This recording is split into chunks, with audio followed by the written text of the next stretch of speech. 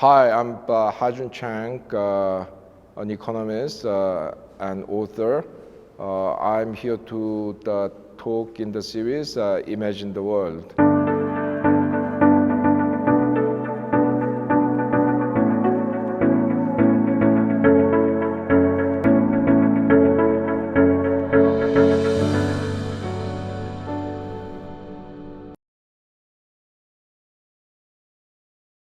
Inequality in Latin America has a long history, so it's not something that you can easily change. But from the Brazilian experience, I think we have seen that in order to change inequality, you need to change the economic structure itself rather than just giving more the help to the poor people, like the famous Bolsa Familia program.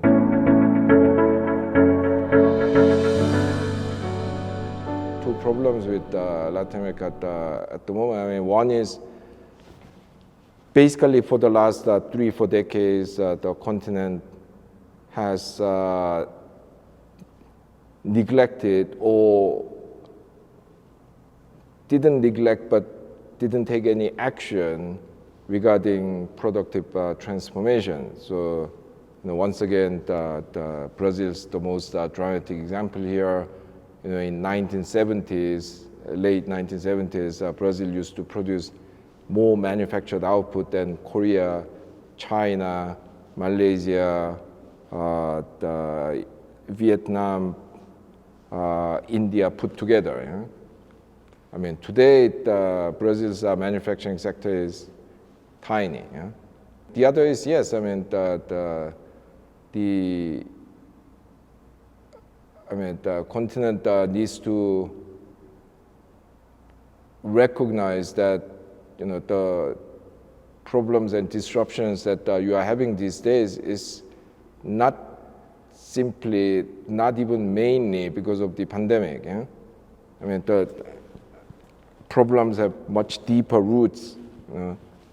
30, 40 years of, depending on the country, the neoliberalism. And I mean, unless that you accept that the challenges are deeper, more structural, and goes back a lot longer than the last 3 years or 5 years, unless that recognition is made, I mean, it's going to be difficult. Yeah? So basically what I'm trying to say is that if you are talking about 3 years, I mean, you cannot really achieve many results. Yeah? But 3 years is a long enough time period in which you can have a discussion, debate, and change your perspective. Yeah? Well, I think it's the young people.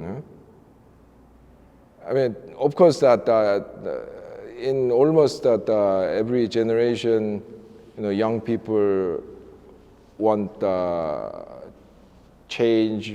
They are more imaginative and so on. But I think the current generation of young people really give me hope because they are very good at organizing things and campaigning. Yeah?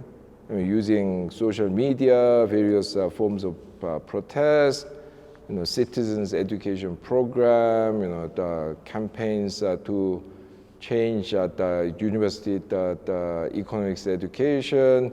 In all of this, they have shown so much creativity and sensitivity. They are actually quite different from the older generation. I was a university student in South Korea in the early 1980s when we were living under a very brutal military dictatorship. In those days, I mean, a lot of people were involved in the revolutionary socialist movement, but it was a very kind of I mean, of course, the situation was more desperate, but it was a very kind of crude kind of approach. I mean, it was like this, but these days, these young people are so creative in organizing campaigns, bringing new issues. So I think that this is what makes me the most hopeful.